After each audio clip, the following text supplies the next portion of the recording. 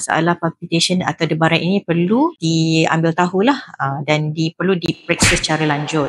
Assalamualaikum warahmatullahi wabarakatuh. Saya Dr. Nurhawani binti Habiza, konsultan cardiologist dan juga electrophysiologist. Cara kita memeriksa masalah debaran dan palpitation ini, pertamanya doktor akan tanyalah simptom yang macam mana. Debaran ni ada sekali dengan rasa nak muntah ke, rasa sakit dada ke, rasa nak pingsan ke. Daripada simptom-simptom ini kita boleh agaklah diagnosis yang macam mana, dan juga kita perlu ikuti dengan ECG dan juga Holter. Sebenarnya dua perkara ni amat penting untuk mengetahui diagnosis seseorang dari segi masalah debaran atau palpitation ini.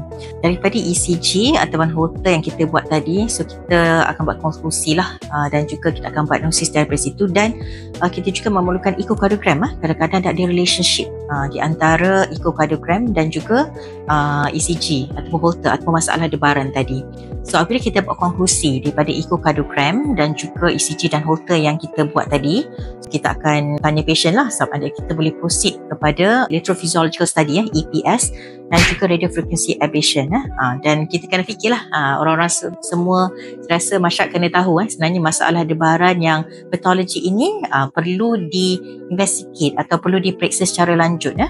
Yang kita tak mahu yang paling teruk lah, bukanlah kita kata paling teruk, maksudnya paling ditakuti lah adanya penyakit atrial fibrillation dan juga boleh menyebabkan debaran. Kiranya tidak dirawat secara betul, boleh menyebabkan stroke pada masa akan datang.